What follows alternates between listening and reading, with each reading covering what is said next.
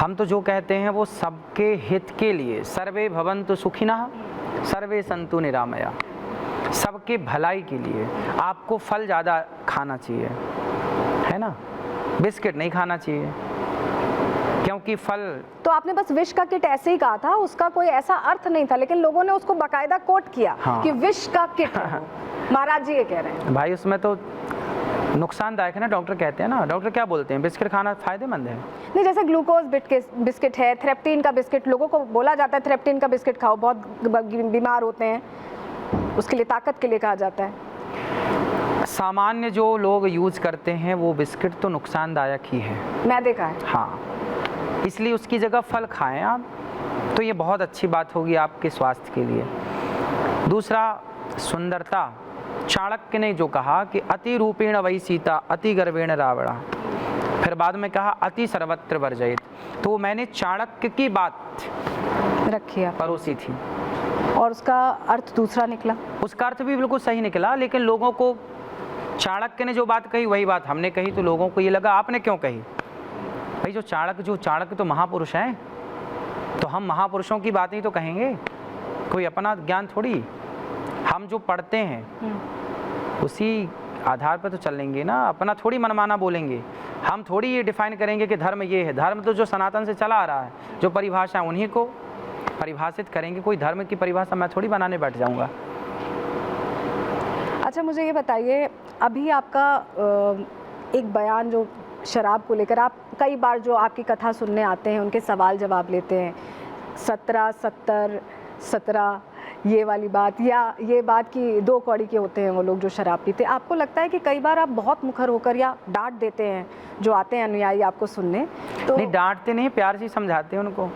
ये तो पहेली है ना, पूछते हैं गांव में 70 में क्या जोड़ दिया जाए कि 17 हो जाए, आपको पता है? नहीं, आपने बताया, मैंने देखा है वो। आ की मात्रा जोड़ देने से 70 को 17, ये गांव की पहेलियां हैं, है ना, एक पहेली है। आप अपने एक तरह से बातचीत के जरिए आप संदेश देने की कोशिश करते हैं, उसे दिखाया कहीं और अलग पहेली भी पूछना। देखिए, सबको जब हम आपसे बात करते हैं ना, सब तरह की बातें, पहेलियां हैं, कुछ किस्सा है, कुछ कहानियां हैं, कुछ धर्म है, कुछ आध्यात्म है, सबको मिलाया जाता है। अब उसमें जिसको जो अच्छा लगता है, जो बुरा लगता है, लोग अपने अपने हिसाब से कट कर लेते हैं, कट करके वो कुछ सेकंड्स का बना देते हैं और वो चलता है। आपको लगता है उससे आप पर असर पड़ता है इन सारी चीज़ों से? क्या असर पड़ेगा? आप आकाश की तरफ थूकेंगे तो आकाश को क्या असर पड़ेगा?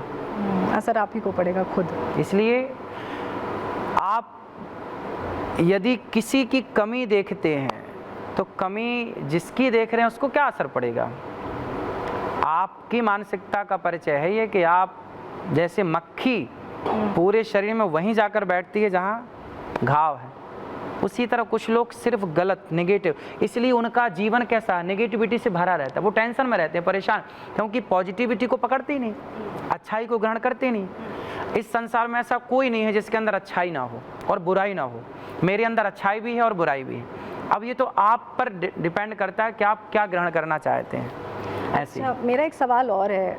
कई बातें आपकी वायरल हुई और कई लोगों ने ऐसी रील्स बनाई, ऐसे चीज़ें, प्रश्न खड़े किए कि महाराज जी स्त्रियों का सम्मान नहीं करते हैं। कहते हैं कि स्त्रियां ऐसे कपड़े पहनती हैं, इस वजह से 35 टुकड़े हो जाते हैं, या ये हमारे यहाँ तो गौरी गोपाल आश्रम में जो बच्चे घर से लात मार के निकाल देते हैं वृद्ध माँ को, कितनी मैं चाहूंगी आप डिटेल में ऐसे बताएं, क्योंकि कहते हैं कि फिर सुंदर, कहते हैं कि स्त्रियां, हमारे यहाँ तो गौरी गोपाल आश्रम में 280 माताएं रहती हैं, आप आके देखिए। वो माएँ जिनके बेटे घर से निकाल देते हैं, कुछ बेटे लात मार के निकाल देते हैं। एक माँ ने बताया कि बेटे ने छाती में लात मारा तो मैं जाके दीवार पर गिर गई।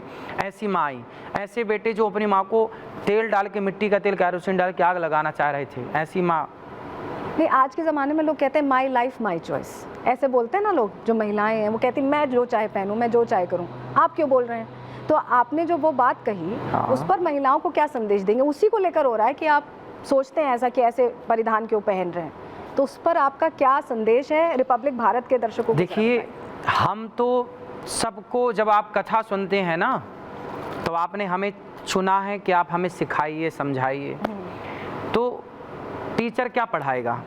जो बच्चों को अच्छा लगता है वो, या जो बच्चों के लिए अच्छा है वो? डॉक्टर कौन सी दवाई देगा? जो हमें पसंद है वो, या जो हमारे लिए अच्छी है वो? तो धर्म गुरु क्या पढ़ाएगा? जो आपको पसंद है वो नहीं, जो आपके लिए हितकारी है, जो आपके लिए परफेक्ट है, वो आपको बताया जाएगा कि आप किस रास्ते पर चलें, किस पे ना चलें। जो आपके लिए बेस्ट है वो आपको बताए, क्योंकि आपने हमें बुलाया इसलिए कि आप हमारा मार्गदर्शन कीजिए। तो आपको लगता है कि ऐसे परिधान नहीं पहनने चाहिए? आप बताइए, अश्लील कपड़े पहनने चाहिए? आजकल मूवियों में जो जरा से कपड़े पहना के लड़कियों को घुमाते हैं, आप अपने पिता के साथ देख सकते हैं वो मूवियाँ। मैं तो सर सवाल पूछूंगी आपसे, मैं इसका जवाब कैसे दूं? आप धर्मगुरु हैं, आप बताते हैं। नहीं, आप बताए नहीं, सवाल पूछ सकती हूँ। नहीं, आप सवाल पूछ सकती, पर आप भी तो एक बेटी हैं, आप भी तो एक बहन हैं, आप भी तो भारत देश में रहती हैं, तो एक इंसानियत के नाते बताइए क्या ये अश्लीलता फूहड़ नहीं चल रही है आजकल? नहीं, अश्लीलता पे बिल्कुल थोड़ा सा नकेल कसना जरूरी है। बस थोड़ा, वही तो हमने बोला कि आप कसी, आप भी सहमत हैं इस बात से।